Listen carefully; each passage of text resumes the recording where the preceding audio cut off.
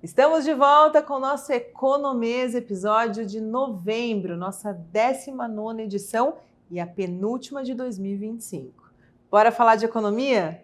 Vamos começar por uma economia que é mandatória globalmente, está passando um dos maiores desafios da sua história. São 37 dias de shutdown até o momento da gravação desse vídeo. E o mercado acredita que pode chegar até 44 dias na sua totalidade. E a gente tem agora um Banco Central que está tomando decisões sem dados correntes, sem dados oficiais. Né? A gente teve algumas divulgações no mês de outubro, como a questão do CPI. Não é o dado oficial de inflação que o Fed gosta para a tomada de decisão, mas foi importante para dar um direcional para nós, analistas, e também para o Banco Central americano, de como a inflação está. E ela veio estável praticamente. Ou seja, depois daquela divulgação do payroll que foi feito fora da data e que mostrou um mercado de trabalho fraco, o Fed enfrenta uma piora na sua conjuntura, dado o cenário de desaceleração da atividade com inflação persistente. Mesmo com esse cenário ruim de inflação, o Fed não hesitou em fazer o corte de 25 pontos e trouxe então o início do ciclo de corte de juros americanos. O mercado no início, quando divulgado o comunicado, até chegou a flexibilizar os treasuries também. Mas na sequência, o presidente da instituição, Jerome Powell, falou de forma mais dura do que o comunicado, dizendo que a decisão de dezembro ainda está em aberto e que vai depender dos dados. Quais dados? Por esse motivo, novamente, o mercado mexeu nas suas expectativas e agora coloca que em dezembro o Fed traga uma manutenção de juros. E olha, se a gente pegar aqui as outras divulgações de política monetária, os pares dos Estados Unidos, economias desenvolvidas, Europa, Japão, todos mantiveram as suas taxas inalteradas, o que define um cenário de dissidência de juros no mundo. Isso é benéfico para os emergentes.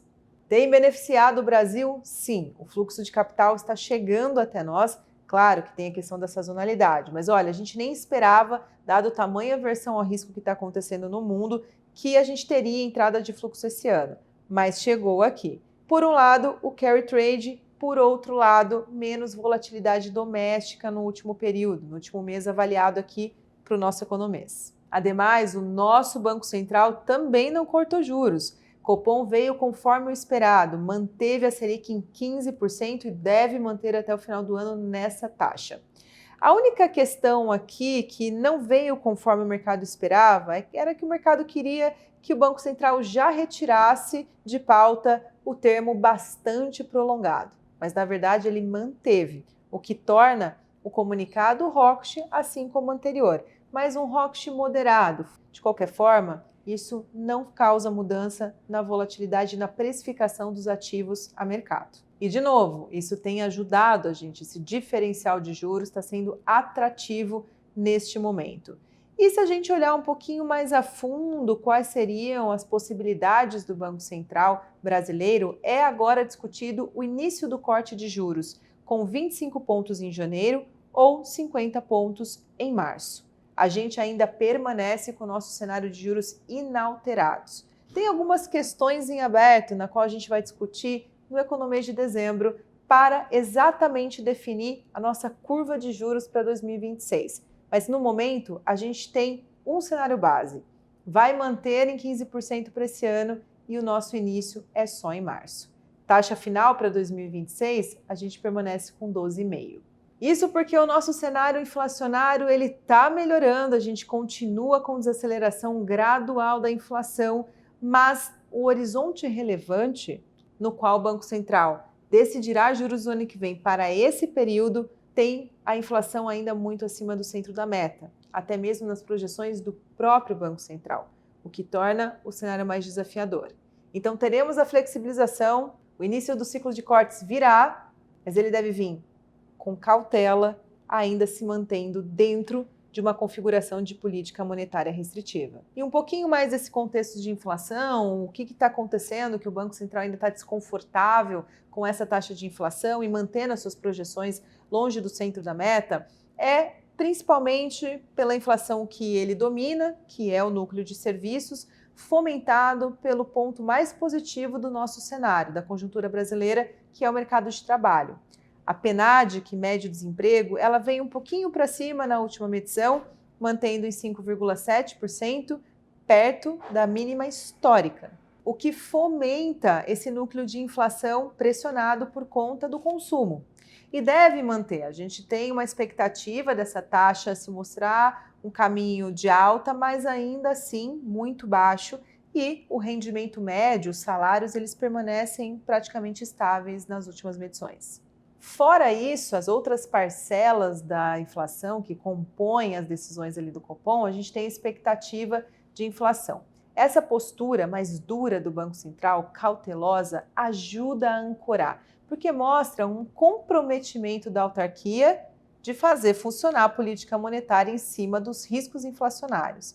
E a gente tendo essa ancoragem também ajuda que o Banco Central inicie o seu ciclo de cortes num ambiente mais sólido, mais sustentável. Por fim, o câmbio. O nosso câmbio tem ajudado a inflação também. A gente tem importado menos inflação, a gente percebe isso ali nos itens industriais. A queda das commodities também tem corroborado para uma inflação menor, apesar do último mês ter mostrado preços um pouquinho mais elevados, petróleo, minério. Isso vem por uma leitura de escassez de estoque e reajustes também do próprio setor. Mas o caminho ainda é de um preço mais baixo, o que vai continuar ajudando essa inflação para frente. Então, em relação aos itens de inflação, que tanto positivo quanto negativo, positivo a gente tem a questão da queda do preço dos alimentos ajudando bastante, com grande peso dentro dessa cesta do IPCA. Por outro lado, os preços de energia elétrica, que depois do bônus de Itaipu voltam de novo a pressionar a nossa inflação.